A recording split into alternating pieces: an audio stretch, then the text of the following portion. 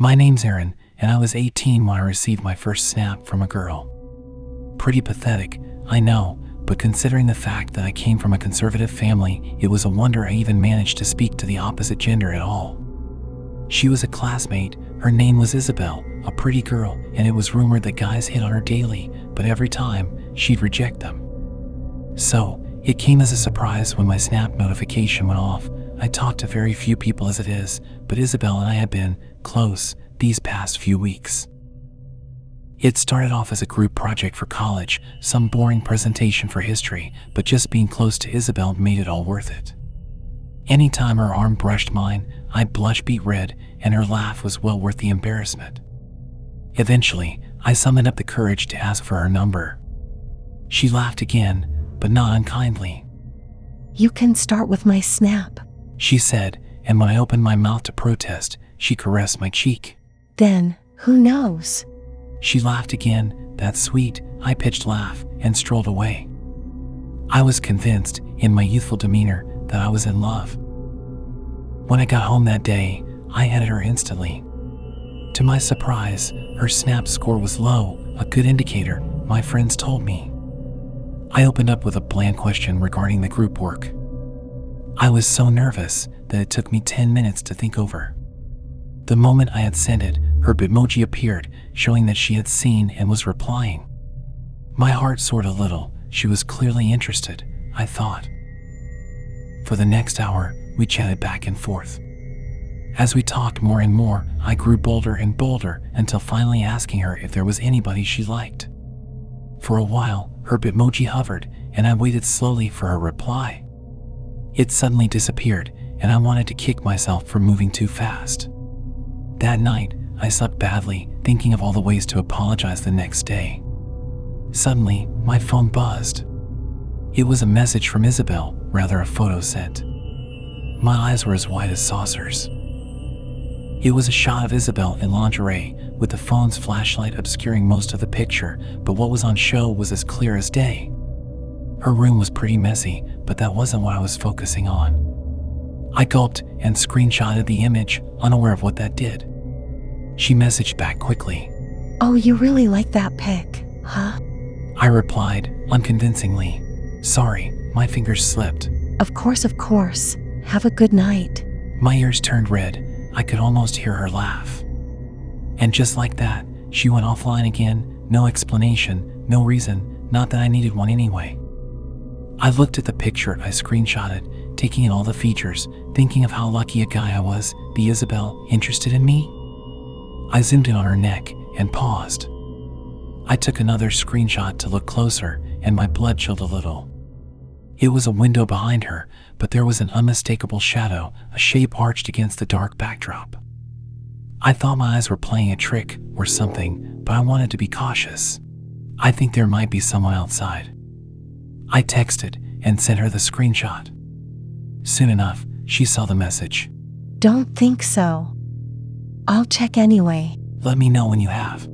I waited, but it didn't take long. "Nobody out there. Thank you for worrying though." Despite her text, I still had a bad feeling about it. I had to find a way to keep her safe. "Thanks for the photo." I paused before continuing. I can hardly sleep because of it. How are you gonna pay attention in class then?" I couldn't reply, so shocked was I, but fortunately she seemed to pick up the cue and followed up. "Wanna see something else that'll keep you up?" "I mean, I don't mind." I managed. A minute later, she sent another photo, and I opened it instantly. She changed into a bikini, and I wondered in amusement if she was a circus act or something, with how she seemed to just teleport into new clothes. But that amusement quickly made way into awe. I could see her a lot clearer now, and had to stifle a gasp. This time, I took a screenshot without shame. She only replied with a devil emoji. I studied the image with the same dedication as I had the first. The window was clear again, this time thankfully. She had taken the image from a different spot, the camera facing towards the bedroom door, a light on behind the door. That was where I noticed the shadows of someone's feet, ominously standing in the doorframe.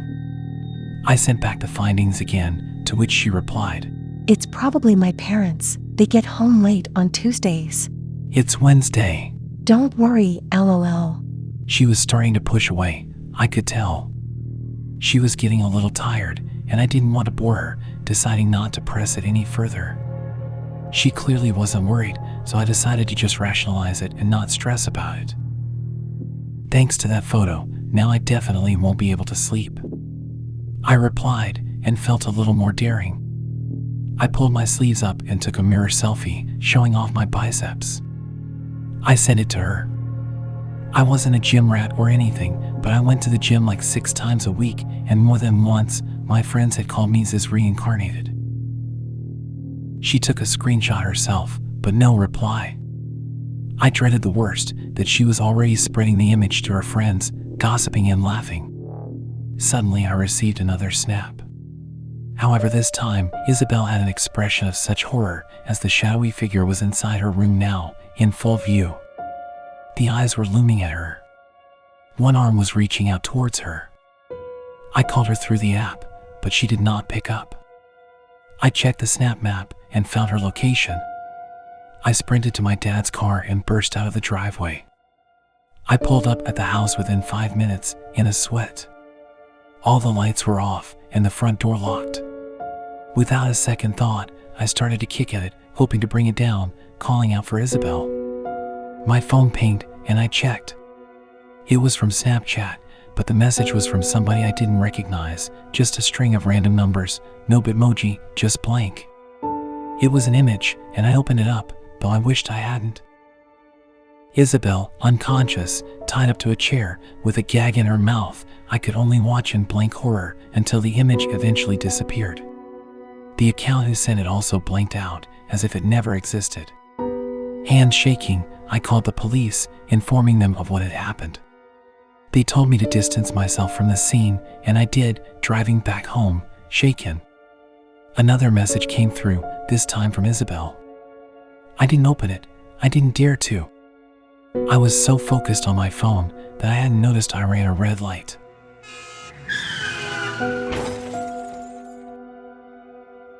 I left the hospital the next week. My injuries relatively minor, but my car was totaled. I told the police everything I knew about the pictures still on my phone and the random username, but not the snap that Isabel had sent to me afterwards. It remained unopened, and I'd stare at Snapchat for hours at a time, wrestling with my thoughts. On the 30th day, I mustered up the courage, knowing that the next day, it would disappear for good. The first was a video of me kicking the door down, all while heavy breathing came from behind the phone. It recorded me receiving the image, my reaction, and my stomach turned. The camera suddenly flipped, a hooded figure whose face was covered. Only the whites of its teeth showed as it smiled. And just when I was about to close the app, Isabel's bitmoji came up again. I was sent another video. I quickly opened it, desperate to find any clues. Lo and behold, there was Isabel. Except she seemed different. I couldn't see anything below her chin. She then started to speak. Hey Aaron, I hope this will keep you up at night. That was strange. Her mouth just moved up and down as if she were a puppet, and her voice was heavily distorted. Suddenly, a masked man grabbed her by the hair.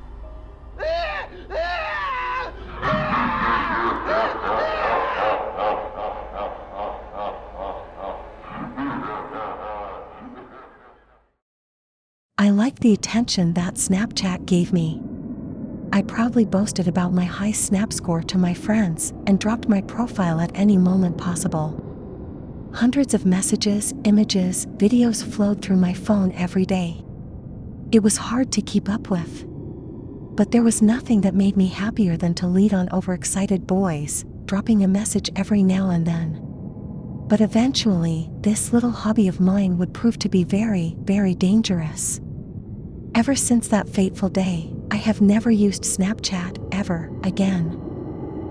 It started with him messaging me first. Unassuming, his name was Darren, his bitmoji, your typical frat boy. His message was simply a winky face with a love heart next to it. Very straight to the point.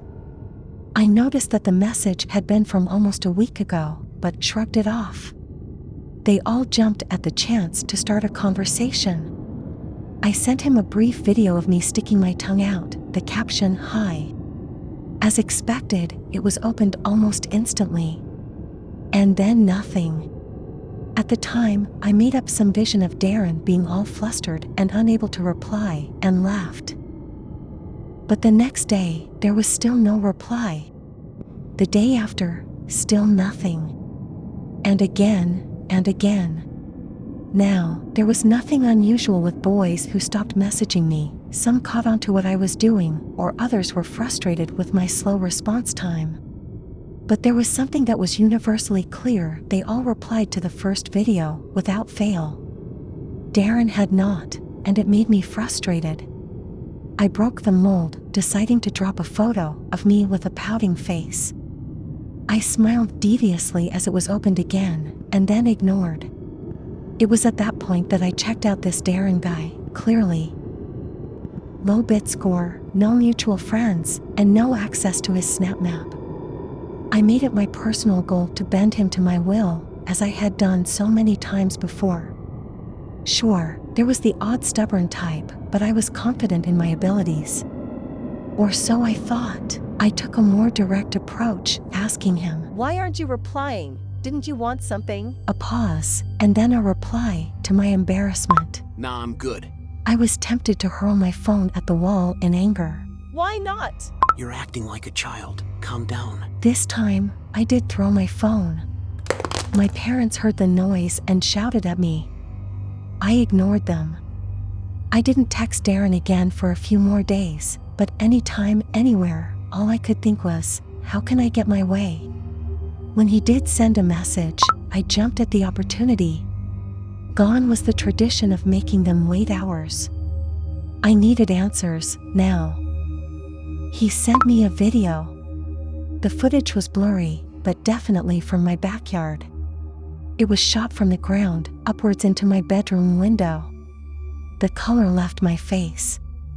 I closed my curtains and texted rapidly. "How did you get that?" Well, I was there, of course. I peeked outside.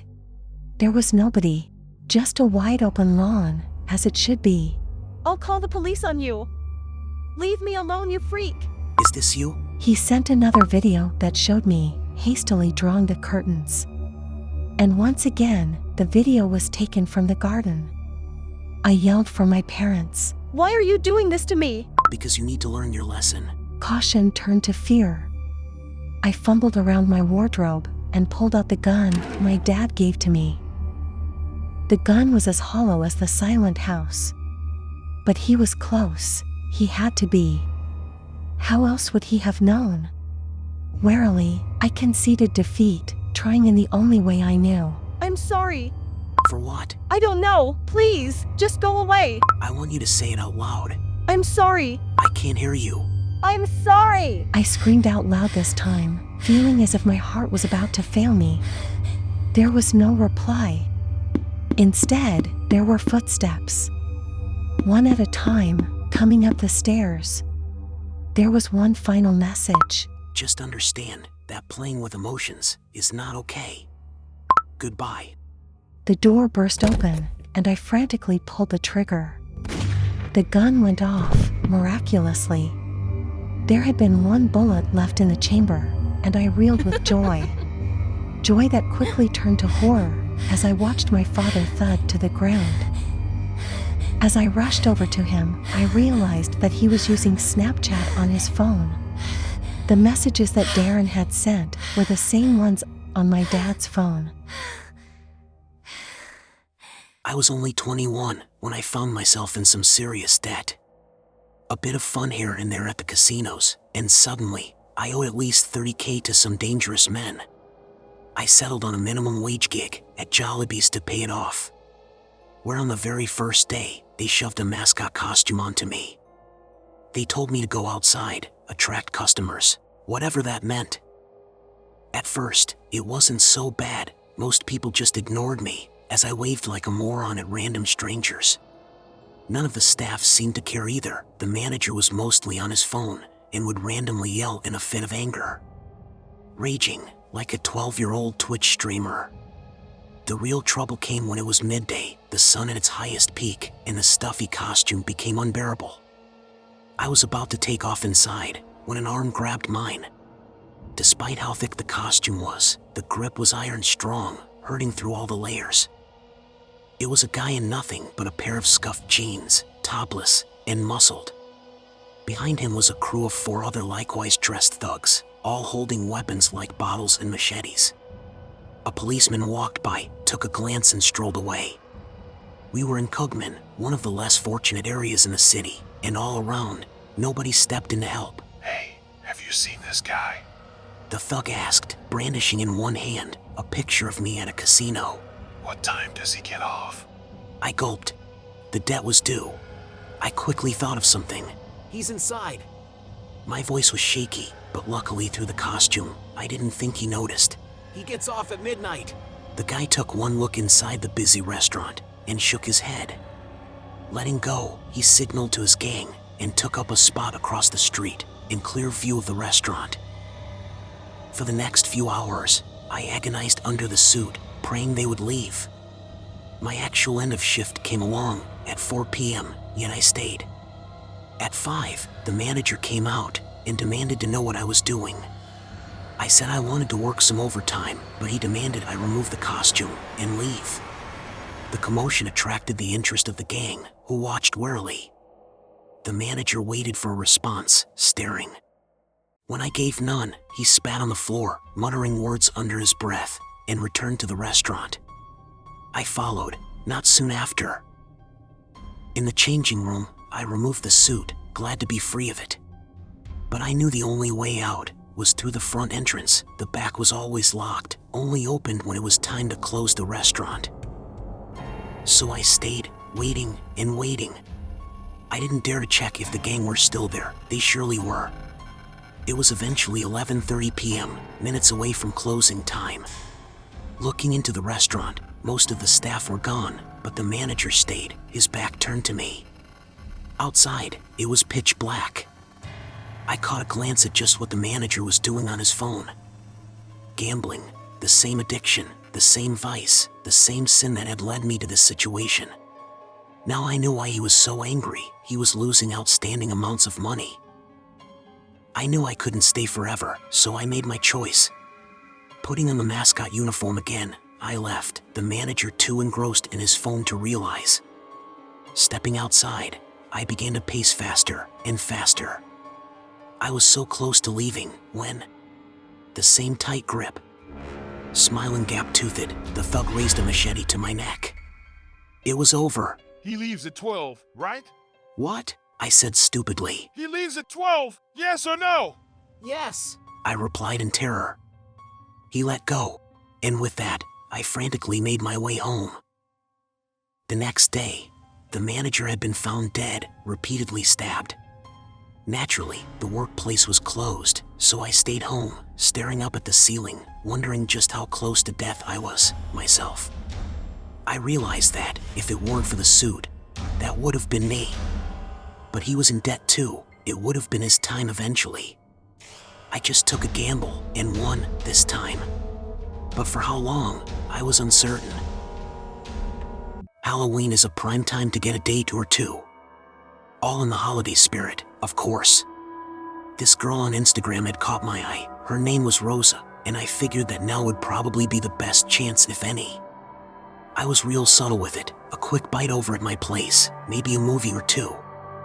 To my delight, she was down to meet at my place. With the cushions and blankets prepared, food ready, and strategically placing the smaller couch in front of the TV, I was ready for some go time. I knew that the movie we watched made no difference. It was just gonna be background noise, so I put on some horror flick from the 80s I had lying around, Friday the 13th. I never found it particularly scary. I was too used to recent movies that were filled with jump scares. There was a knock on my door, and I greeted Rosa. She was dressed pretty moderately, to my disappointment, but I put that thought aside as we snuggled up on the couch. An hour went by with complete awkward silence. To my surprise, Rosa was very into the movie, a bit too much for my taste. Weren't we here for one thing? At every little loud noise, she would jump and I'd find myself wondering if it really had been a good idea to put on the movie. She jumped again, much more startled, but this time it was from a loud banging at the door. I sighed and left her on the couch. She was entranced by the TV screen as Jason Voorhees slashed his victims. Opening it, I was greeted by the sight of a gaggle of kids. They all surged forwards, thrusting their candy bags forward with the customary trick or treat. I sighed and gave them all some candy I had stowed away on the side, knowing there'd be some kids approaching the house, even without decorations and the massive sign I had posted saying, "No trick or treaters, get lost." When the last of them had been given their dose, I noted another kid waiting further behind. He was hard to make out, but his silhouette was taller, probably some teenager paid to watch over a group of younger kids. I gave him no mind and slammed the door. When I got back to the living room, I noticed that Rosa was getting ready to leave. She had apparently seen Jason Voorhees outside and was scared. I scoffed, but when she shot me a scowl, I knew she was just making up an excuse to leave. When I offered to drive her home, she seemed somewhat relieved. The whole ride there, we were silent, a mumbled thanks when we got there, and that was it. It was a pretty awkward first date, to be honest. That's when the sightings began. The next night, I received a phone call from her. I was elated, thinking that I had another opportunity. I was shocked when all I heard was distressed sobbing and crying on the other end. When I asked what was happening, she'd just bawl out an incoherent mess, but I managed to pick out the word Voorhees. I held back from sighing and assured her that it was just a movie. To that, she stopped and then began screaming about how she had really seen him and that he was on her patio. Naturally, I offered to come over. I was there in 10 minutes, and of course, I saw nobody on the patio. Using a spare key she had told me was under the rug, I stupidly came into her room unannounced. Rosa screamed, white as chalk, nail marks down her arms and hair bedraggled. When I eventually calmed her down, she crawled into her bed without a word. Despite the mood, I tried to comfort her as I just sat in the room, silent again, until she was sound asleep. I drove home in a foul mood. Again, the following night. This time when I got a call from Rosa, the screaming was more profound and loud. I drove more slowly this time, thinking of how to get her out of this mess. Once more, I stayed with her until sleep slowly crept up on Rosa. Before leaving, I gave the premises a good check. I promised myself that I'd find a solution to this problem I had probably caused. It wasn't until maybe the 5th night that it came to me, when the screaming on the other end of the line became unbearable, the sobbing, animalistic. I feared the worst, thinking I had made the wrong move in watching a horror movie on a date. She said something that she hadn't said before though, "He's going to kill me." And with that the phone cut. I dashed to my car, bringing my pistol with me. I'm certain I had broken the speed limit the way I was driving so recklessly. When I finally got there, all the lights were out, the door locked. I climbed up onto the patio roof and made my way to her window. Knocking, I got no response, so I opened it and climbed through. Not a sight of Rosa anywhere, but a large, red patch on her bed. The sweat clung to my face, heart racing as I crept downstairs. I checked every room, pointing the gun forward in anticipation. Nothing. The silence was chilling. At last, I made my way into the kitchen. And there she was, lying flat down in a puddle of her own blood, knife marks all across. I tried shaking her awake desperately, calling her name. I didn't notice the footsteps behind me, click, clack, click, clack. I looked around at the last moment and yelled out as Jason Voorhees raised his machete. Without a second thought, I began firing desperately at him. Inside the house, the noise was deafening, each thud signifying a bullet hit. The first sign of things going wrong was when Rosa suddenly awoke with a scream. She tried to push me aside, but I didn't stop there. I picked up the machete and began slashing at Jason. My vision was all but a red haze, as the smell of blood came pouring out of the corpse. It was only about 2 minutes later that I realized what I had done. Rosa pushed me off of her brother. She was in tears as she tried desperately to stem the blood rushing from the many wounds. I was in disbelief, wide-eyed as she yelled at me to call an ambulance. What the hell was going on? As it had turned out, it was all just an elaborate prank. Rosa and her brother had been planning it for weeks and kept it going until tonight. It was cruel and pointless, and now I sit here in my cell, waiting for the jury to come to a decision. Doesn't help that I had killed him in such a brutal manner. There's no way that could be considered self-defense. I'm branded as a child killer, but what worries me the most is the blood on my hands. It never washes away, no matter how hard I scrub. It never goes away. Hey guys, it's Rai here. It seems like a lot of you guys are enjoying my content, but a small percentage of you are actually subscribed. So I would really appreciate it if you subscribe. Thank you so much for the support. And now, back to the show. I work at a Five Guys drive-through restaurant. It's the first one in the UK, and staff were needed desperately. It's not terrible. I mostly work as a headset operator, taking orders and directing them to either the car park or the next window. It gets boring sometimes, but every now and then there'd be a fun guy or gal up for some light conversation, and even a "how are you" could make my day. Plus, you've got a camera, so you can see all sorts of people pulling up. Once, even a damn clown car came by, with some 20 people in it. But today, I met the sort of people that I didn't want to meet. Later on in the night, it wasn't that busy, so I slept for a good hour before I was rudely interrupted by the headset beeping off. Great, another customer. Hi, welcome to Five Guys. How can I help? No response. I check the camera. Instead, I see static. But I shrug it off. Maybe the cameras were broken. Hi there. Are you looking to order or... You have 5 minutes. The voice was crackly and distorted. Heavy breathing came through the other end. I'm sorry, could you repeat that? 5 minutes. That's all you got. Tell your friends. And with that, the screeching of car tires took off. I checked down my end, and the guys at the other window just looked at me, puzzled. I took it as some prank call, some edgy teenagers or something. I closed my eyes again.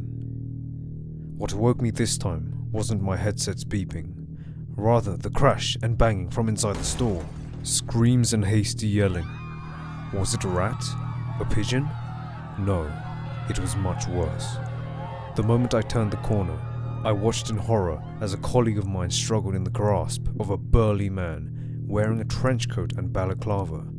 He pressed his face down towards the fry station, bubbling at full heat. Around him, the rest of the staff cowered on their knees. He wasn't able to hold out for long, and just like that, his entire head plunged into the oil. Though his mouth was surely filled with scalding oil, his screaming was clear to hear. After a while, his legs stopped kicking, and he went limp. The intruder then noticed me and began walking over.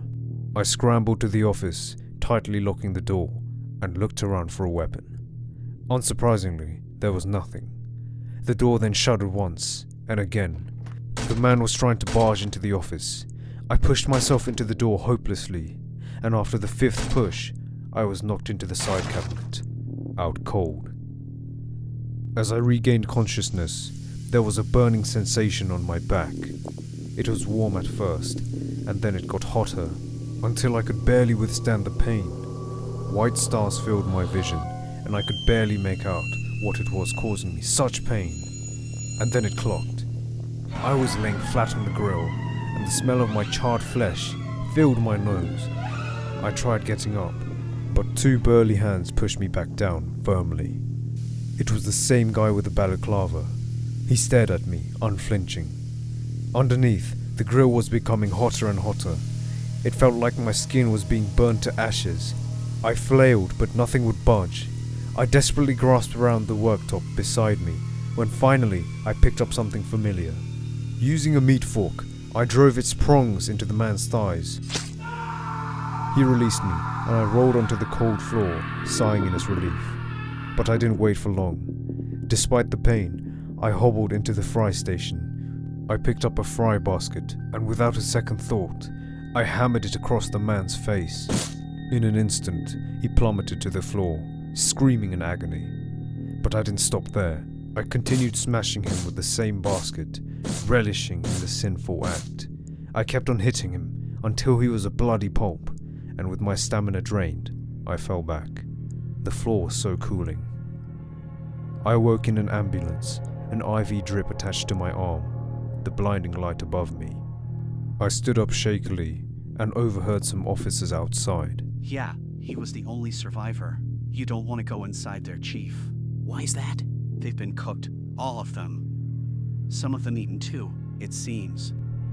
I stumbled back a little, and a mirror caught the corner of my eye.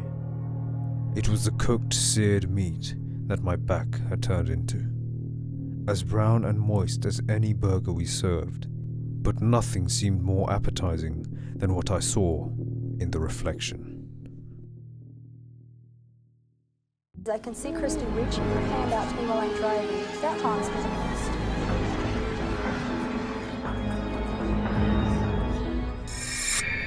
I was a homicide detective working just outside of Portland, Oregon for just over 7 years. I think a cop only has so much time in them as murder police, as they call it, like a little hourglass or something. Once you run out of stomach for it, you gotta get out. And this is the case that made me throw in the towel. In late spring of 1983, we had a woman bring her 3 kids to the hospital, and all 3 had gunshot wounds. One of them was already dead, and the other 2 definitely would have been if it wasn't for the efforts of the doctors and nurses over at Mackenzie Willamette. When we heard about it, we were all amazed at how brave and resilient the mom had been. She'd been shot in the arm during what she told us was an attempted carjacking, but had managed to fight the guy off before driving her kids to the hospital. As she sped off, the guy had apparently fired shots at the back of her car, and that's how her kids ended up getting hit. Myself and my partner drove down to the hospital right away, hoping to ask her some questions so we could get after her kid's killer before it was too late. She seemed pretty calm for someone that had just lost one of their kids to a carjacker's bullets, but we figured whatever painkillers she'd been given had that kind of effect on her. But after that, the inconsistencies really started to add up. The first was when one of the woman's nurses pulled us aside after we'd questioned her. The nurse told us that the woman, whose name was Diane, had reacted very, very strangely upon being told that 2 of her 3 kids were going to survive their wounds. Any other mother would have been elated, even if they were drugged up to the eyeballs. But Diane barely seemed to react. She just said okay and then seemed to withdraw inside of herself like she was in deep thought. The second thing was when we got the results of the forensic examination on her car. Diane said the carjacker had shot her at point-blank range, right in the arm, while she was sitting in the driver's seat. But then there was no blood spray on the driver's side at all. She also mentioned how the carjacker had fired on the back of her car as she sped away, but our ballistics experts said that the bullet holes didn't line up with how the kids actually got hit. To them, it was almost like she'd staged the whole thing. Obviously, we had some rather serious questions to pose to Diane during our second interview, but before the day came, we were contacted by a man who said he needed to talk to us. When we met with the guy, he said that he and Diane had been having an affair over the past year or so, and that after he tried to break it off with her, she threatened to kill his wife so that they could be together. He said that he was actually scared for his life too at one point, and that the whole thing had forced him to come clean to his wife so that he could get her to a place of safety until Diane moved back to Oregon. When he mentioned how serious Diane seemed to have been with her threats, he brought up how she'd talked about buying a gun, and that she'd even showed it to him. That is what prompted us to search Diane's house, and while we didn't actually find any kind of firearm, we did find a few .22 caliber shell casings she attempted to dispose of in her garage. And guess what size bullet the kids have been shot with? You guessed it, .22s. It took us almost a whole year to get all the evidence we needed to guarantee a conviction, but we got there in the end. Our chief of police wanted us to be 100% certain that we could convince a jury of Diane's guilt, but by the time the trial came, we didn't need to. One of Diane's own kids did all the heavy lifting for us. Her eldest daughter, who survived being shot, actually took the stand to describe how her mother had shot her little brother and sister before shooting herself in the arm to make her story look legit. The other thing I remember about Diane's trial is how the defense had a list of mental disorders that she'd suffered from that was about as long as your arm, and they tried to use them to get a reduced sentence on the grounds that she wasn't in control of herself. That didn't wash with us, and it didn't wash with the judge or jury either, and she ended up getting life in prison plus 50 years. Weirdly enough, Diane ended up having another kid around the same time she was sentenced, although I couldn't tell you exactly who the father was. The kid ended up getting adopted, and then long after I quit being a homicide detective, my ex-wife calls me to say that she'd appeared on Oprah, and had talked about what it was like having someone like that for a mother. I didn't watch the interview, but just the mention of it had all these bad memories rushing back to me. As a parent, the idea of my kids getting hurt makes me feel physically sick. Even now that they're all grown up, and the idea of actually hurting them myself isn't something I can even imagine being capable of doing. The darkness in that woman's heart, seeing those kids all torn up, watching her lie over and over again about neglecting her primary duty as a mother. They all constituted the last few grains of sand in the hourglass of my time working homicide. I handed in my transfer request on the day Diane was convicted, and although I had to work one more case before it actually went through, my captain and my fellow detectives knew better than to give any more tough cases to someone who had reached their limit and was mentally checked out. And eventually, I ended up on the fraud team. I have nothing but respect for cops that choose to work homicide, and I admire any detectives who manage to last longer than I did. But for me personally, there was only so much that I could take.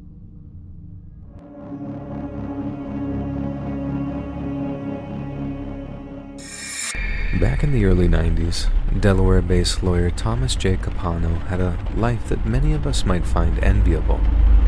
He was a prominent and prosperous former state prosecutor with high-ranking political connections, and even ran a profitable home construction business during his spare time. He also had a large and loving family consisting of a wife and 4 daughters. But by 1993, his marriage was falling into a downward spiral. Then right as his marital dissatisfaction was at its peak, he met a young single woman by the name of Anne Marie Fahey. Fahey was employed as a congressional scheduling secretary who had met Thomas Capano after meeting with Congressman Thomas Carper. Capano and Fahey began a romantic relationship shortly afterward, and as much as they tried to keep their affairs under wraps, it became known to an increasing number of friends and coworkers as the years dragged on. Fahey wasn't the only woman that Capano seemed to be having an affair with, but it seems that Fahey was his primary paramour for the following 3 years. From what I can gather, Capano treated Fahey gently and romantically at first, but as time went by, he grew more and more controlling, overbearing, and violently jealous. When Fahey attempted to end the relationship, Capano refused to allow her to leave him, and told her if she even dared to try, he'd destroy her political career. So instead of risking another confrontation, Fahey reportedly began secretly dating other men and went to great lengths to keep it a secret from Capano. The last known sighting of the couple was on June 27th of 1996, when they met for dinner to once again discuss their relationship. But after that, it was like Anne Fahey had simply dropped off the face of the earth. 2 days later, after becoming increasingly concerned for their daughter's safety, the Fahey family reported her missing. Not long after the missing persons report was filed, an agent with the FBI's Baltimore office heard about the case and offered his assistance to local authorities. Then, as the case progressed, various law enforcement agencies agreed to have the FBI take the lead on the investigation, owing to its vast resources and advanced capabilities. When the FBI learned of Fahey and Capano's affair, investigators quickly zeroed in on him as their #1 suspect. When questioned by police, Thomas Capano claimed that he had invited Fahy to dinner over in Philadelphia, the goal of which was to resolve the problems in their relationship. He said the evening went well, that they'd come to an amiable agreement after a few hours of conversation, and that afterwards, he'd driven her back home before they parted on good terms. The FBI agents were almost sure that Capano was lying to them, but in order to prove it, the team was forced to use a number of creative investigative techniques to determine what had actually happened that night.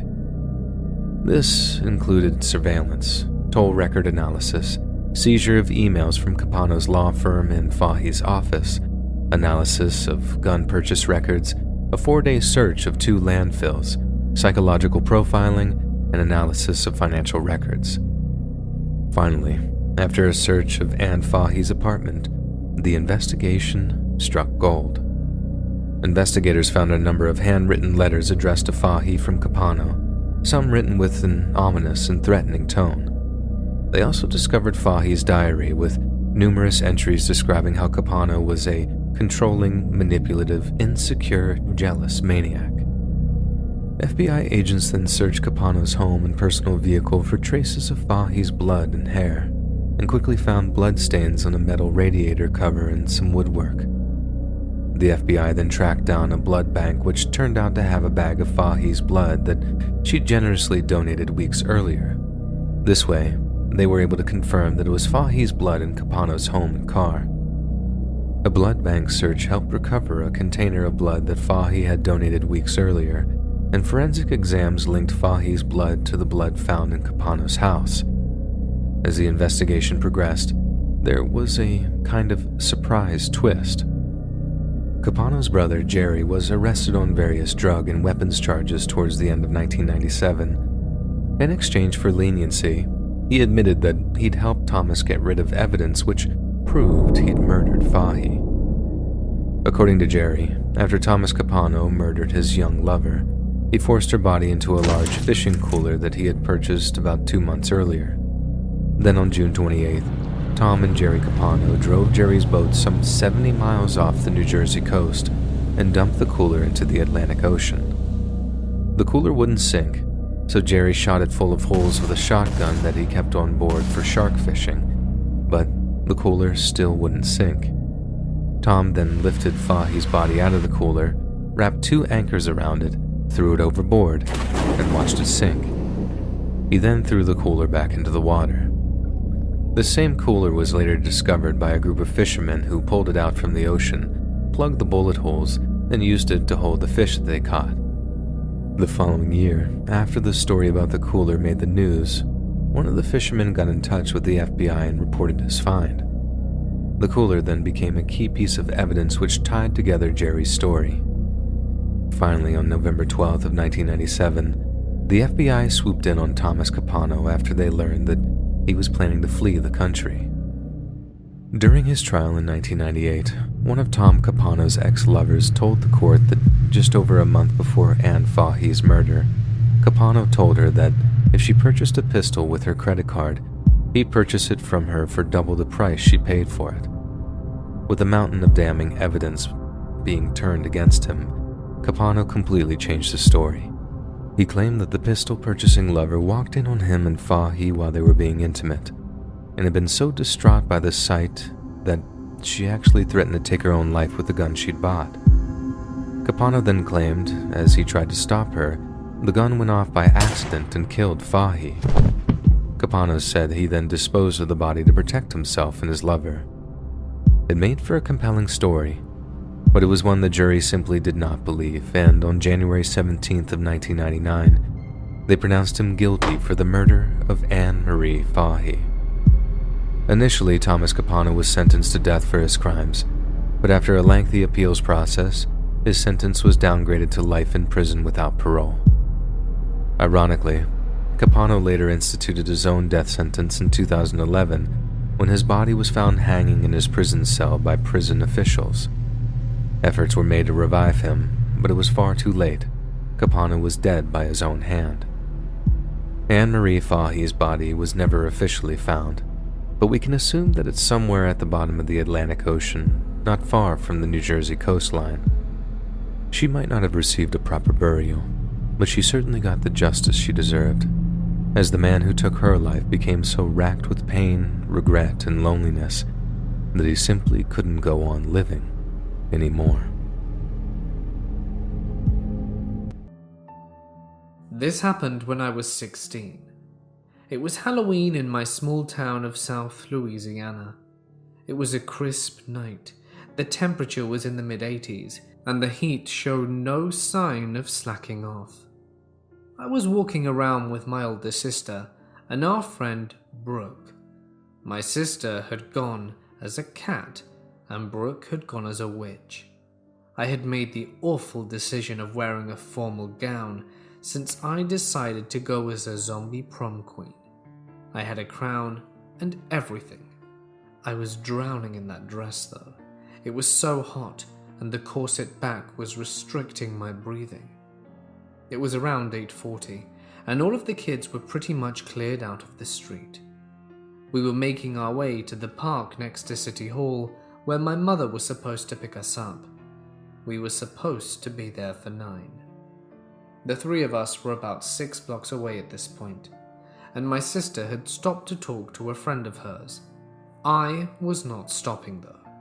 It was close to time for my mum to pick us up, and I wasn't going to be late. I was also miserable in that stupid dress and wanted to go home.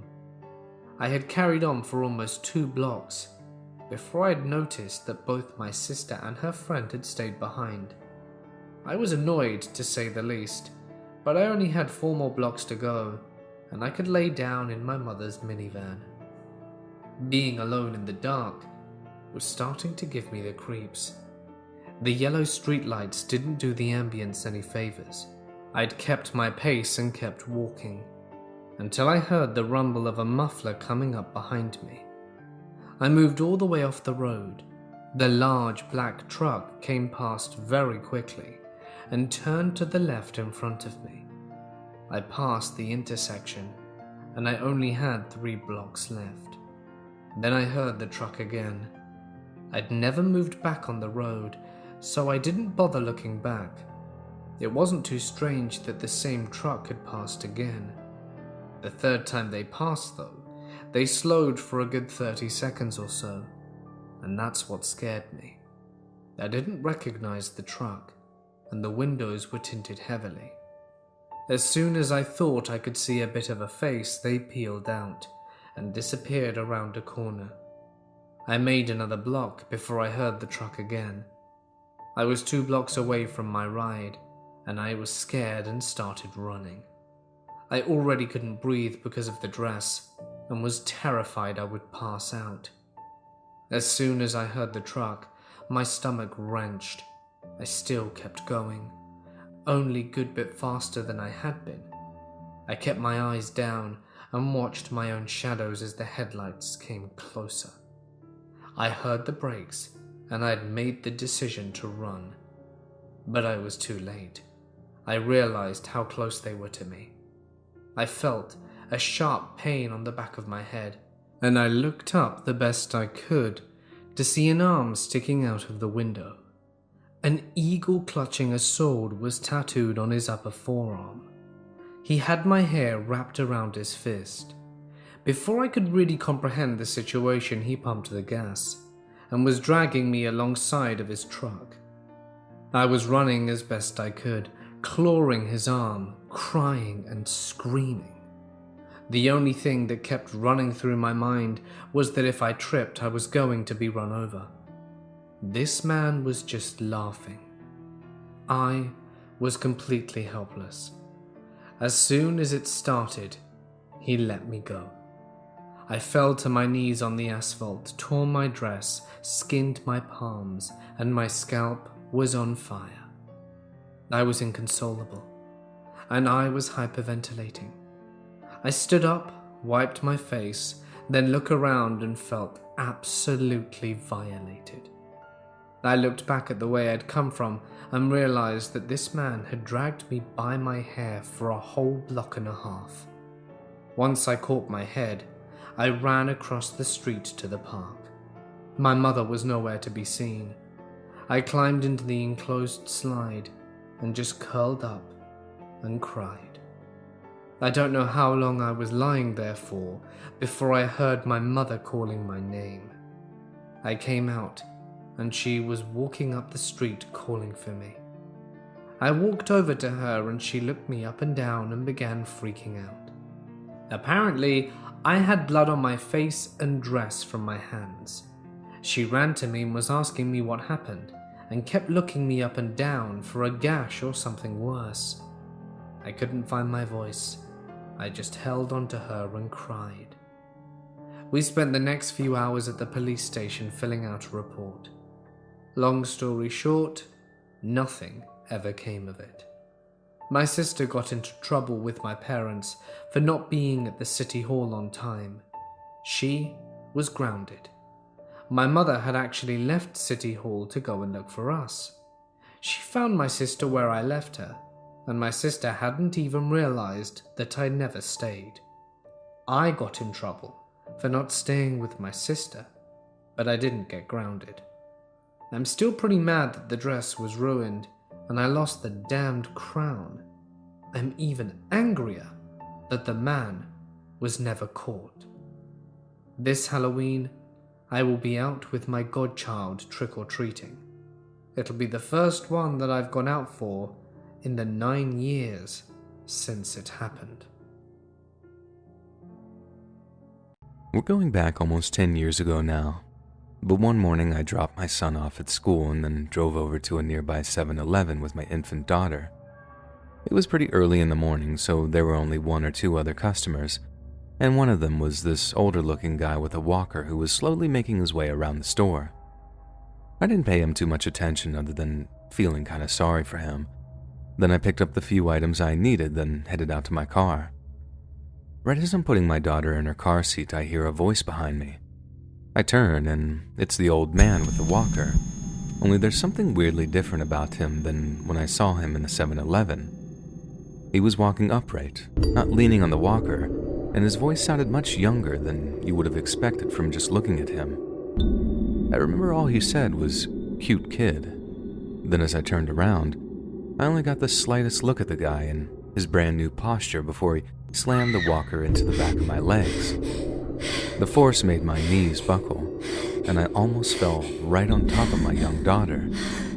I'm not exactly the tallest woman in the world, so the height reduction from my knees buckling had me falling forward into my open car door, and I had really tried not to crush her as I fell. I honestly thought that he was trying to get me, which was bad enough.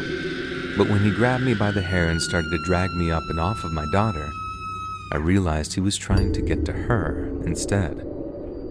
I honestly didn't think that I could get any more terrified, but the realization that he was actually trying to take my infant daughter away from me was just too much to bear. I remember letting out the loudest, most ear-splitting scream I've ever let out in my life, begging him not to take my baby. He was so much stronger and faster than he looked, and I guess that was all part of his fiendish scheme to have everyone let their guards down around him. It honestly seems like divine intervention now that I look back at it. But someone was just pulling into the small parking lot just as he almost had a hand on my daughter, and seeing the struggle had them instinctively honking their horn over and over in a bid to break it up. I think they figured it was just an incident of spousal abuse or something, because they were just honking and didn't get out of their car until I screamed over and over again, "He's trying to take my baby." The moment they heard that, they came bursting out of their driver's side door. But then the guy sprinted past the passenger side and out towards the main highway.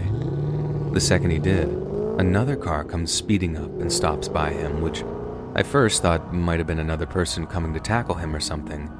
But instead, the guy climbs into the second car and speeds off with a screech of his tires. What horrified me in the aftermath was that it was quite clearly a well-planned and almost perfectly executed attempt to kidnap my daughter, and I wouldn't be surprised in the least bit if it had worked on a previous occasion. After the kind stranger calmed me down, they helped me call the cops as I tried my best to calm my daughter down in turn. She was still too young to really know what was going on, but she picked up on my distress enough to be wailing and crying until I managed to lull her off to sleep. The cops who arrived at the 7-Eleven a short while after said that they'd never heard of such a thing happening there before, but they were able to check the street cameras outside the 7-Eleven to try and get a clear image of the getaway car's number plate. I stuck around long enough to find out that the car's plates came back as stolen, and the cop I spoke to said that there was a good chance that they just ditched the vehicle somewhere after wiping it down for prints. If they had already planned such a detailed operation out, there was a good chance they planned for that too. The only saving grace was that the officer assured me that my report was a step towards catching them. A small step, but a step nonetheless. The horrifying experience I went through that morning wasn't for nothing, as not only did the cops now have a description of the guy who tried to do the kidnapping, but their failure to kidnap my daughter meant that they'd probably hesitate before trying the same plan again. I took a lot of comfort in that idea, and if it wasn't for the cop taking the time to reassure me of that, I don't think I'd have dealt with the trauma of it as half as well as I did in the months that followed. But I did a lot of praying too. Desperate prayers that whoever had planned such a horrifying kidnap would never, ever be successful, and that no one else would have to endure the pure horror that I had. My name is Fiona, and I'm 20 years old. I'm a college student who's studying medicine. Here, I and my family live in Canberra, which is the capital of Australia. I have some friends, but I'm only close to two, a guy and a girl. The guy lives in my neighborhood, and his name's Diego. And then there's Maria, my best friend. I basically tell her everything since we are very close. She is also my classmate, so we go to college together. Every Friday, the three of us go to a local Taco Bell. I guess you could say it's a tradition of some sort. About a year ago, as the three of us entered the Taco Bell, I immediately noticed a guy working the till. I had never seen him before. I don't know if there was any other word to describe him. But he was fine. My heart began to flutter, and immediately I had a crush on him. We approached him to take our order.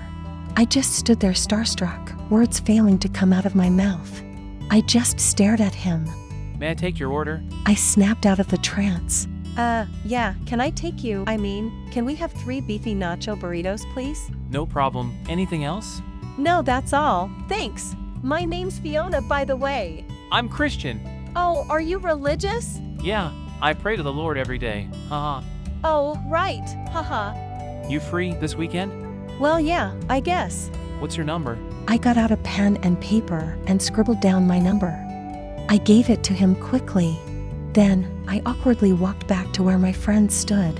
While we waited for our order, Diego gave me an eye roll, whereas Maria started hyping me up.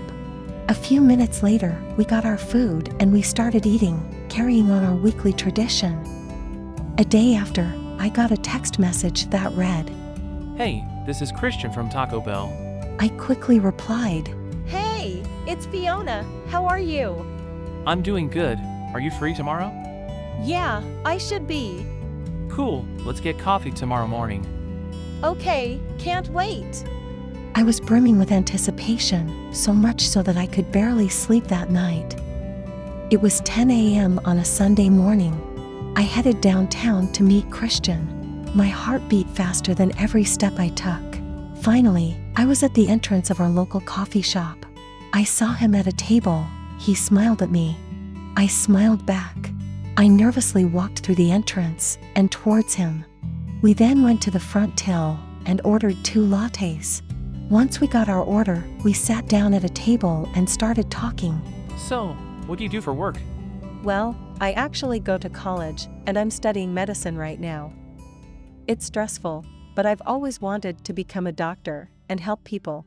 Is that so? I bet it's not as stressful as working at Taco Bell, huh? God, I hate it there. It drives me mad every day.